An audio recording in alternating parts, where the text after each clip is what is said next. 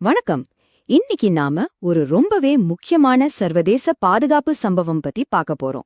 பொதுவா கிடைக்கிற உளவு தகவல்களை வச்சு உண்மையிலே என்ன நடந்தது, அதோட பின்னணி என்ன, தாக்கங்கள் என்னன்னு ஆழமா அலசலாம் வாங்க. சரி, இப்ப நம்ம மனசுல இருக்கிற முதல் கேள்வி இதுதான். ஈரான் உண்மையிலேயே டியாகோ கார்சியாவை தாக்க முயற்சி செஞ்சதா? டியாகோ கார்சியாங்கிறது எவ்வளவு முக்கியமான ஒரு இடம்னு உங்களுக்கு தெரியும். சோ இந்த சம்பவம் உண்மையா? இதுக்கான ஆதாரங்கள் என்ன, என்னென்ன சாத்தியக்கூறுகள் இருக்குன்னு நாம இப்ப பார்க்கலாம். முதல்ல இந்த சம்பவம் பத்தி என்ன மாதிரியான ரிப்போர்ட்ஸ் வந்திருக்குன்னு பாப்போம்.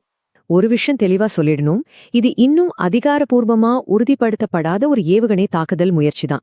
ஆனா இது மட்டும் உண்மையா இருந்தா இதோட விளைவுகள் ரொம்பவே தீவிரமா இருக்கும். சர்வதேச மீடியா ரிப்போர்ட்ஸ் எல்லாம் என்ன சொல்லுதுன்னா, ஈரான் கிட்ட இருந்து 2 மீடியம் ரேஞ்ச் பாலிஸ்டிக் ஏவுகணைகள் ஏவப்பட்டிருக்கு. அதோட டார்கெட் டியாகோ கார்சியால இருக்கிற அமெரிக்கா பிரிட்டன் கூட்டு ராணுவ தளம். இதுதான் இந்த முழு விஷயத்தோட மைய புள்ளி. ஆனா இங்கேதான் ஒரு பெரிய குழப்பமே இருக்கு. ரிப்போர்ட்ஸ் படி ஏவன முதல் மிசைல் பாதிலேயே ஃபெயில் ஆயிடுச்சுன்னு சொல்றாங்க. 2வது மிசைல அமெரிக்க கடற்படையோட SM-3 இன்டர்செப்டார் வச்சு தடுக்க முயற்சி பண்ணியிருக்காங்க. ஆனா அந்த முயற்சி சக்சஸ் ஆச்சா இல்லையாங்கிறது இன்னும் கன்ஃபார்ம் ஆகல. இதுல ரொம்ப முக்கியமான விஷயம் என்னன்னா, ஈரான் ஆகட்டும் அமெரிக்கா ஆகட்டும் 2 பேருமே இது பத்தி வாயே திறக்கல. ஒரு அதிகாரப்பூர்வ அறிவிப்பும் இல்ல.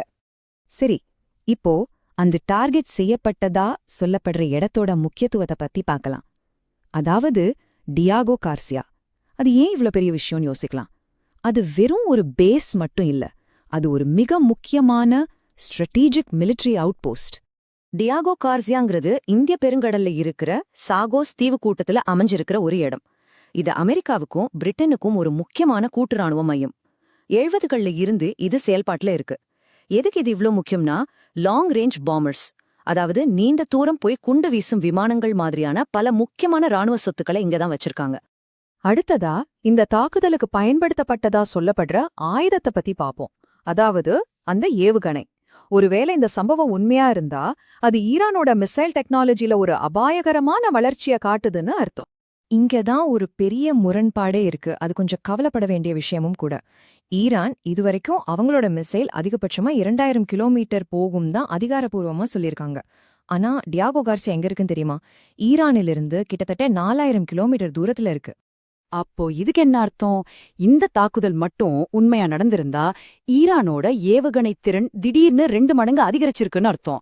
இது சும்மா சாதாரண விஷயம் இல்ல. அந்த பிராந்தியத்தோட பவர் பேலன்ஸே மொத்தமா மாத்தி எழுதக்கூடிய ஒரு விஷயம் இது. சரி, ஈரான் ஏன் இப்படி ஒரு தாக்குதல் நடத்தணும்? இதோட நோக்கத்தை புரிஞ்சுக்க நாம கொஞ்சம் பின்னாடி போய் அந்த பகுதியில நடக்கிற ஒட்டுமொத்த அரசியலையும் பார்க்கணும். அப்போதான் இதுக்கான முழு படமும் நமக்கு கிடைக்கும். இத ஒரு பதிலுக்கு பதில் நடவடிக்கை மாதிரி தான் பார்க்க வேண்டியிருக்கு. முதல்ல ஈரானோட நலன்களுக்கு எதிரா அமெரிக்காவும் இஸ்ரேலும் சில தாக்குதல்களை நடத்தினதா சொல்லப்படுது. அதுக்கு பதிலடியா ஈரான், இஸ்ரேல், ஜார்டன், ஈராக்ல இருக்கிற டார்கெட்ஸ் மேல தாக்குதல் நடத்தினாங்க. அதோட நிறுத்தல, வளைகுடா பகுதியில இருக்கிற அமெரிக்க ராணுவ தளங்களையும் தாக்குனாங்க. இப்போ இந்த வரிசையில அடுத்ததா டியாகோ கார்சியாவை குறி வச்சிருக்கலாம். இது இந்த மோதல அடுத்த கட்டத்துக்கு எடுத்துட்டு போற மாதிரி இருக்கு. சரி, இதெல்லாம் நடந்திருக்கு. இனிமே என்ன ஆக போகுது? இதனால என்னென்ன பிரச்சனைகள் வரலாம், பதற்றம் எந்த அளவுக்கு அதிகமாகும்னு இப்ப நாம ஒரு கணிப்புக்கு வரலாம். சர்வதேச அரசியல் ஆய்வாளர்கள் எல்லாம் என்ன சொல்றாங்கன்னா, இந்த ஒரு சம்பவம் மத்திய கிழக்கு மற்றும் இந்திய பெருங்கடல் பகுதியோட பாதுகாப்பு சூழலை இன்னும் ரொம்பவே சிக்கலாக்கிடும்னு சொல்றாங்க. இதனால ஒரு பெரிய போருக்கான ஆபாயம் ரொம்பவே அதிகரிச்சிருக்கு அப்படிங்கிறது தான் அவங்களோட பொதுவான கருத்து. சுருக்கமா சொல்லணும்னா, இந்த ஏவுகணை தாக்குதல் முயற்சி இன்னும் உறுதி செய்யப்படல. ஆனா இது உலகளாவிய பாதுகாப்பு சூழல்ல ஒரு பெரிய திருப்பு முனையா இருக்க வாய்ப்பிருக்கு. இதுதான் நம்மளோட முக்கியமான மதிப்பீடு. கடைசியா நம்ம எல்லாரும் யோசிக்க வேண்டிய ஒரு கேள்வி இருக்கு.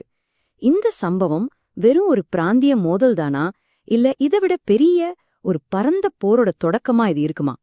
இதுதான் இப்ப நம்ம முன்னாடி இருக்கிற மிகப்பெரிய சவால்.